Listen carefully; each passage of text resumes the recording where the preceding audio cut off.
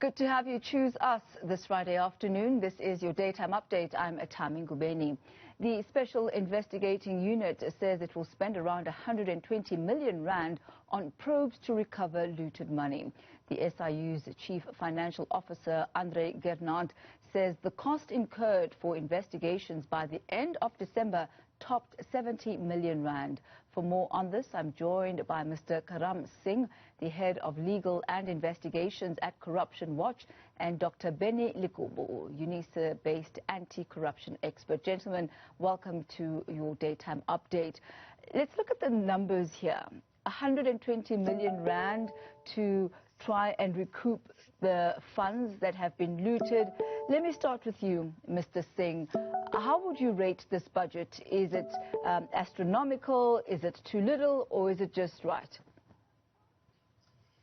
Well, I think it's difficult to say in that way. I mean, I think what's important to note is that Proclamation 23, which authorized the SIU to do the PPE investigation, is a national, provincial, and local government investigation. It's a nationwide investigation. So, I mean, I don't think we've seen a proclamation of this scope for some time. So it's an extremely wide-ranging investigation. I think the head of the SIU reported something to the effect of 14+ billion rand worth of contracts under investigation. So if you look at 120 million, it is a fraction of that. So, you know, forensic investigations of this nature they're time intensive, they're resource intensive, and therefore they are costly. And given the scope of the investigation, it's not beyond bounds to see that it would cost something like this to do this type of investigation. Dr. Likobo, let's go into the line items here of how the SIU would be spending the funds that it receives. Tammy, good afternoon, and good afternoon to your viewers as well. And I think what I want to share and agree with Karim there is the fact that what you are going to see is that the SIU had actually projected to spend over 386 million rands.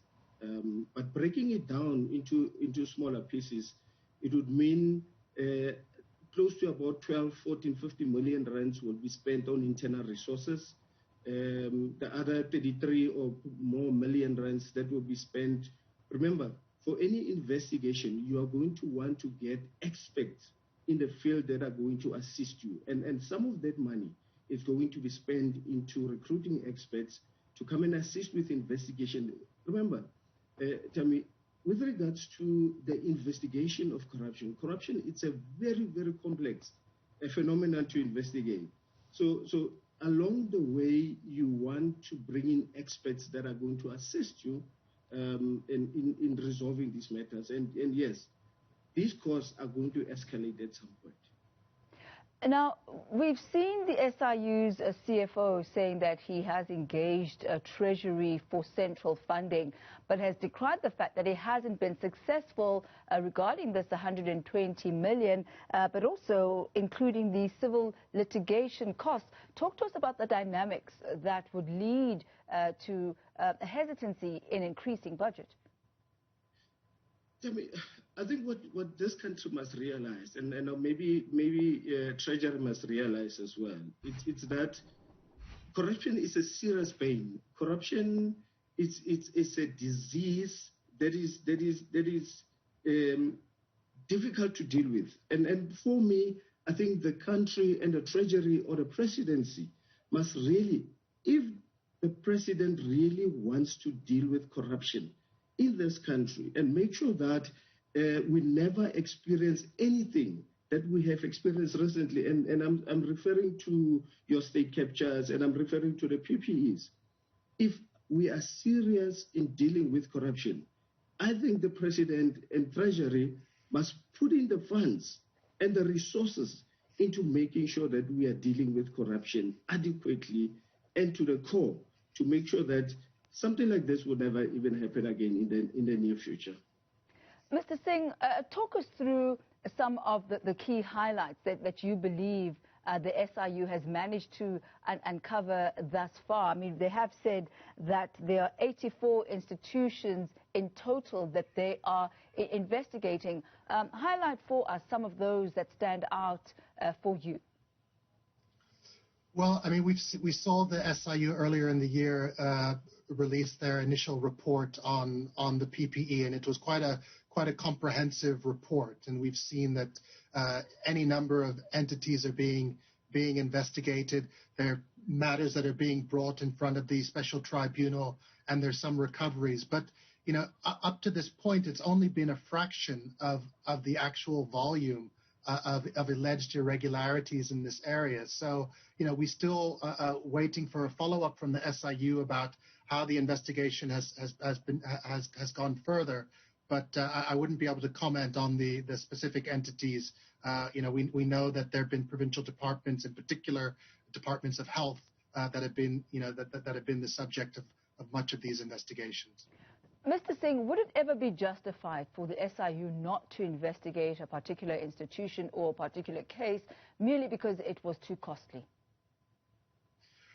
Well, I mean, I think there, you know, the question that you're asking goes fundamentally to the funding model, you know, and this is what Benny is referring to in terms of how we are approaching the fight against corruption. So, you know, the SIU talks about sort of 4 steps in the fight against corruption: prevention, detection, investigation, prosecution, and then asset recovery. As a public, you know, we often focus on the end, on the investigation and the prosecutions. But if we need to be funding these institutions that are fighting corruption sufficiently, and we need to be also looking at the systems that we have in place within departments so that we're making the proper investments in the prevention and the detection phase, because once the money is misspent and the money goes out, as we saw from the SIU's PPE report, it gets, you know, there's a criminal syndicate and the money dissipates, and then it becomes very difficult to recover those funds. So up to this point, our fight against corruption has been incredibly reactive, and therefore it's become costly. If we were to spend more money up front in terms of prevention, in terms of putting more rigorous systems in place, including monitoring systems, so that we pick up these allegations early, then it's not chasing, it's not good money chasing after bad. It's actually an investment that would save us money down the line.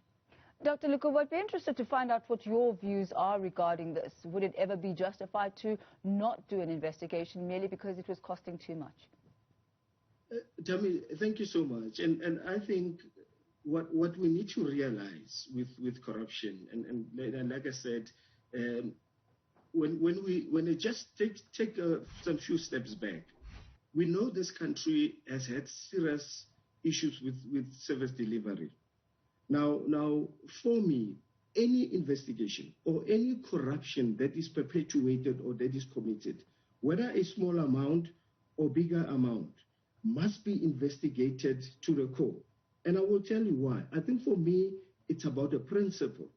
It's about making sure that South Africans or any other person that is going to commit or perpetuate corruption must know that this country does not tolerate corruption, will not accept anyone that will commit or perpetuate corruption. So it's not about who commits how much amount of money of corruption, but it's the principle of saying we are going to prosecute you. Whether you have taken 1,000 rands or you have taken 5 million rands or 15 billion rands, it's the principle of prosecuting these people so that everyone that knows that they attempted to commit corruption, they are going to be met with the full might of the law. And Mr. Singh, how can investigations be done in such a way that they are quicker and yield a faster turnaround in their results while at the same time remaining cost effective? It's ultimately, I think, about building the capacity within the state to be able to do these investigations.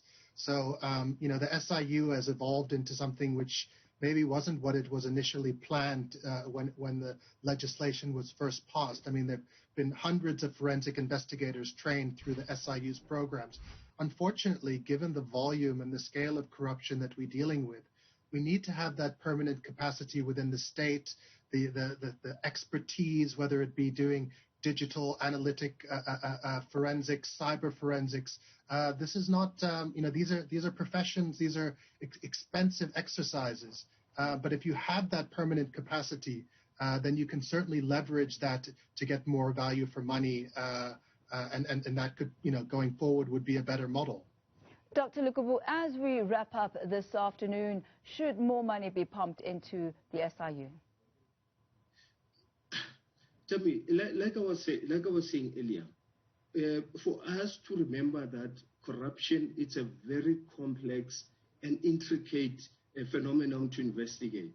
And this is where we're saying, you would realize that the SIU, as they come and report back to the president, they report back to the portfolio of evidence of the portfolio, what then happens is part of the issues become the internal resources that are lacking. So I think it's a matter of principle to ensure that enough resources is given to the SIU to ensure that investigations of this magnitude are being executed to a level where we are sure that if these cases are going to be prosecuted, we know that the evidence is there, that the people have done the work. And tell me, it is important to ensure that when you get your investigators, as Karim has said, your problem-solving skills and deductive minds, you need people that are going to be able to do that kind of work. So yes, my view, capacitate the SIU, ensure that there's more resources, ensure that there's more financial and human resources to ensure that these investigations are going to be executed. And I think South Africans at some point are worried and are getting, they're sitting there and thinking, okay, the SIU, it's taking forever to give us the results. We are waiting for results. But if you have more resources, that is going to assist this country to move forward and deal with corruption. Gentlemen, I thank you very much for your time as well as your contribution to this discussion this afternoon. That's Mr. Karam Singh, who is Head of Legal and Investigations at Corruption Watch, as well as Dr. Benny Lukubu, who is an anti-corruption expert based at UNISA. Thank you, gentlemen.